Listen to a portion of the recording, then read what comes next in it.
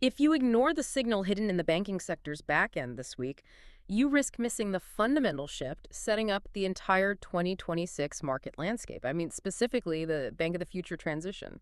But here's the twist that I think most people are just completely missing. While everyone is distracted by daily price charts, obsessing, over whether a token is up or down 2%. Right. The day-to-day noise. Exactly. There's a specific data point that totally contradicts the belief that crypto is just about trading. A new partnership involving $5 trillion in deposits has quietly connected the XRP ledger directly to the heart of the global banking system. And by the end of this deep dive, you will understand exactly how the integration of Ripple custody into these legacy systems, combined with a new federal charter, provides the only, really the only viable solution to a crumbling monetary order. We have to start looking at the ticker tape. We need to start looking at the plumbing. Okay, let's unpack this immediately because the numbers here are staggering, but the names might be unfamiliar to some. On January 21st, the announcement dropped. DXC Technology has partnered to integrate Ripple into their Hogan core banking platform. Right.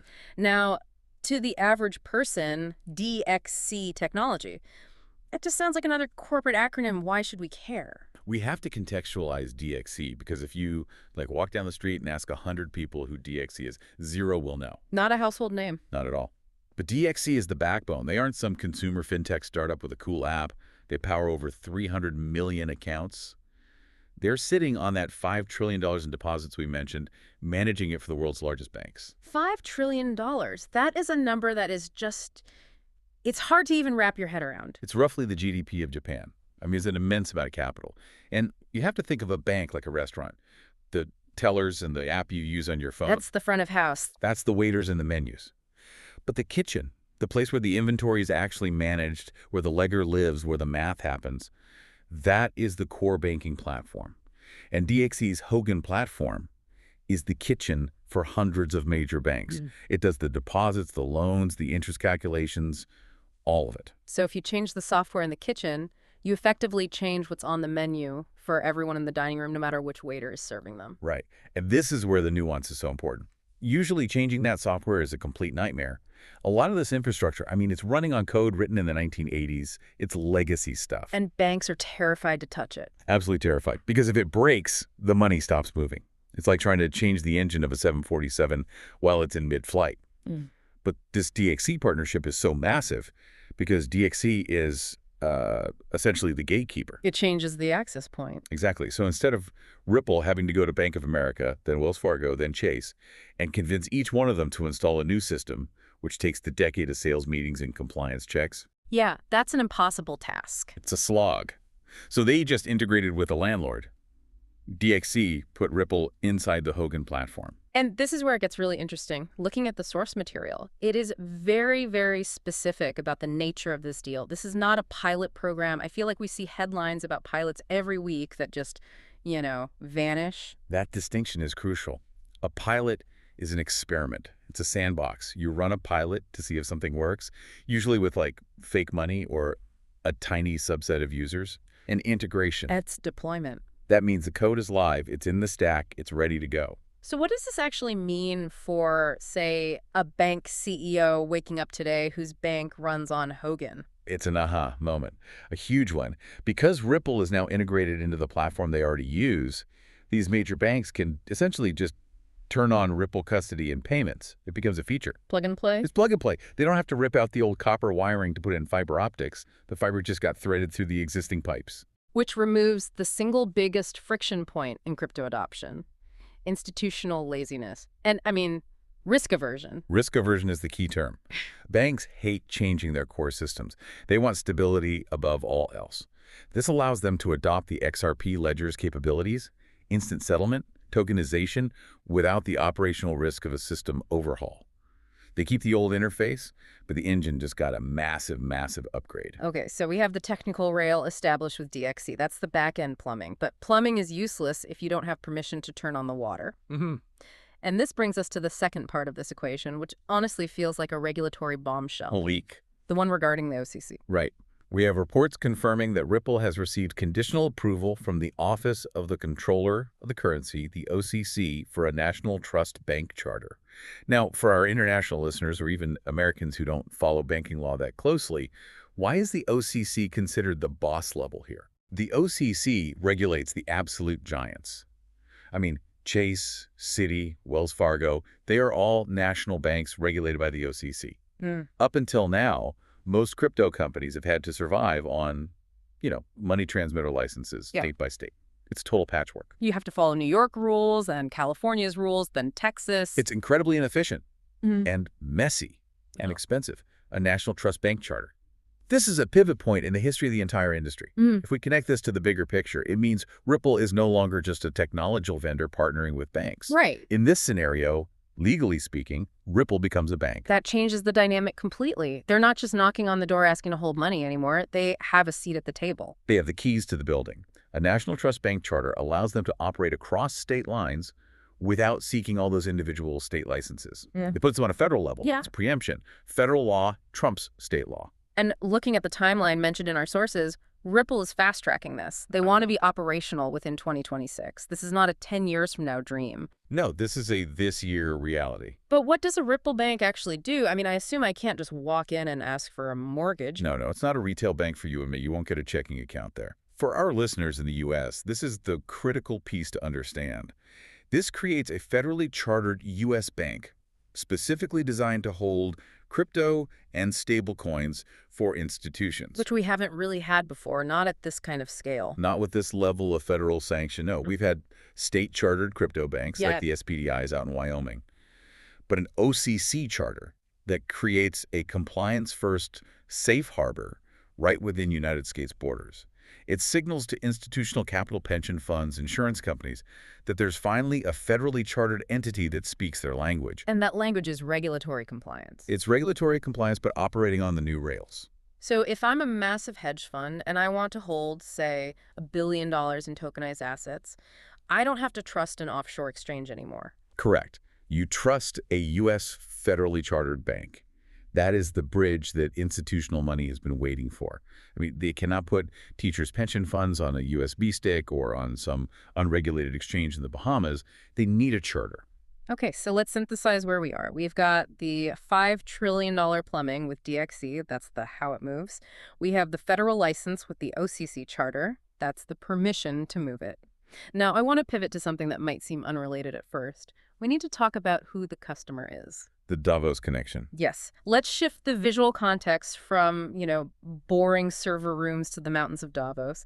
CZ from Binance made a statement there that I think flew under the radar for a lot of people, but it connects perfectly to this banking infrastructure. It does. And it's fascinating because CZ wasn't talking about human trading. He was talking about AI agents. This is where the sci-fi stuff starts becoming reality. But break down the logic for us. Why does an AI agent care about banking charters? Well, think about the limitations of the current system. CZ's argument is that in the very, very near future, the biggest volume of transactions won't come from you or me buying coffee. Right. It will come from AI agents executing tasks of booking flights, buying server space, paying for data to train themselves. And here is the insight. Robots do not have bank accounts. Right. You can't walk into a Chase branch and open a checking account for an algorithm. Hello, I am ChatGPT. I'd like a debit card, please. Exactly. They don't have a driver's license. They don't have a social security number. They cannot pass KYC, know your customer, in the traditional sense, because they aren't customers. They're code. So how do they transact? They need crypto. They require crypto payments. They need a wallet address, not a bank account number. They need programmatic money that can be executed via code, 247. Swift turns off on the weekends. AI doesn't sleep. Precisely. If an AI agent needs to buy data at 3 a.m. on a Sunday to finish a task, it can't wait for a bank wire to clear on Monday morning. It needs immediate settlement. The traditional banking system is just too slow and too closed for the speed of AI. And we're not just talking about software bots here. We have to bring in the hardware timeline. Elon Musk confirmed that Tesla's Optimus robots are scheduled for public sale by 2027. So look at the timeline. Ripple's charter becomes operational in 2026. The DXC integration is happening now. Optimus hits the market in 2027. It's a perfect storm. It's a convergence. Fact A, robots and AI agents need a native currency and a settlement layer that operates continuously. Fact B, Ripple is building the chartered banking rails specifically to hold that currency and settle those payments in a compliant way. So the conclusion here is that the infrastructure is being laid right now for an automated economy. We are moving from an economy of human-to-human transactions to machine-to-machine transactions, the M2M economy. And the banking rails for that economy are being installed as we speak via this DXC deal and the OCC charter. The customer for this new bank isn't necessarily a person. It's a fleet of machines. That is just, it's mind-blowing when you really sit with it. We're building a bank for robots, but we have to ground this in the immediate economic reality, which unfortunately isn't all sunshine and robots. There is a darker cloud hanging over this timeline. There is a macro warning flashing bright red right now. We need to address the warning coming from Charles Hoskinson and also Ray Dalio. They are both sounding the alarm about a U.S. recession. And they're attributing it to specific factors. Tariffs and what Dalio calls a breaking monetary order. Ray Dalio is usually the measured voice in the room. He's not a hype man, so when he uses a term like breaking monetary order, my ears perk up. What does he see that maybe we don't? Dalio looks at data over centuries, not just quarters.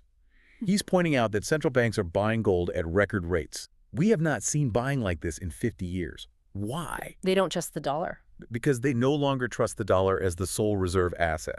They are diversifying. They are hedging against their own system. It's a vote of no confidence in the long-term purchasing power of the entire fiat currency system. It is. If you look at the debt cycles, we are at the end of a long-term debt cycle. The printing of money has consequences. And we are seeing countries actively look for ways to settle trade outside of the dollar system, the so-called decoupling. So, okay, how does this connect back to Ripple and DXC? Why is a crypto bank relevant during a recession? This is the solution part of the equation. In a world of decoupling, where global trade is fracturing and the dollar is weakening, you need a hedge. But institutional money can't just go buy random tokens on an offshore exchange. It's too risky. No. And they can't just buy gold bars and store them in the basement. They need a fallout shelter. A safe, regulated fallout shelter. They need a compliance-first crypto bank. If the traditional monetary order is breaking, as Dalio suggests, then capital will look for a lifeboat. But that lifeboat needs to be federally chartered. That is why the OCC approval for Ripple is so critical against this recession backdrop. It creates the bridge. When the old system starts to crack, the new system is already chartered. It's already operational. It's the safe harbor. It allows capital to exit the failing fiat system and enter the digital asset ecosystem without breaking the law. It's the exit ramp from the old economy to the new one. I want to speak directly to our U.S. listeners and viewers for just a second. With these recession indicators flashing and this banking charter pending, you need to pay very close attention to how this regulatory shift affects U.S.-based assets. This isn't just global news. This is happening in your backyard. The rules are being rewritten in Washington right now that will determine access to these assets. And the window to understand this shift before it becomes obvious to everyone else is closing. The smart money is already positioning itself through these infrastructure plays. They are reading the DXC press releases while everyone else is watching TikTok. Which brings me to something crucial. If you want to stay ahead of this, you need the right information stream. So I'm going to ask you to do something right now. You need to support the channel Crypto Global News. This is where the alpha is. I am serious. Hit like, share, and subscribe to Crypto Global News right now. Don't wait. Keep this information flowing because the mainstream media is not connecting these dots for you. They're talking about stock prices while the very rails are being rebuilt under their feet. And here is an insider tip for you. If you really want the updates before they hit the general public, join the Crypto Global News Telegram. The link is right in the description. Join that Telegram. That's where you get this news first. Okay, so let's circle back and synthesize all this. We have the $5 trillion integration with the DXC. We have the charter. We have the robots coming in 2027. It's a complete ecosystem play. You have the plumbing, the license, and the future customer base all aligning within a 24-month window. And it completely reframes the investment thesis. If you are still looking at this as just buying a coin, you are missing the entire point. You're investing in the operating system of the next economy. That's the best way to put it. It's an operating system update for the global economy. And unlike a phone update, you can't just say, remind me later, this is happening, whether the legacy banks are ready for it or not. And the smart ones are getting ready. That's what the DXC deal proves. They are installing the software now. So what stands out to you the most in this immediate timeline? For me, it's the 2026 operational date for the charter. That is the signal. It tells me that the regulatory fight is pivoting toward creating a regulatory moat. Once Ripple is a bank, The game changes completely. It becomes part of the establishment. The bridge between the old establishment and the new automated economy.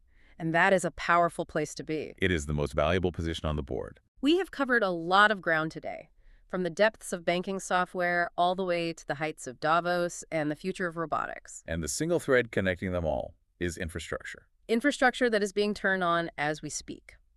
While the world worries about a recession, the rails for the recovery, and a very different kind of recovery, are being laid. The robots are coming, and they're going to need to pay for their own electricity. That is the takeaway. The banking rails are open, and the robots are coming online in 2027.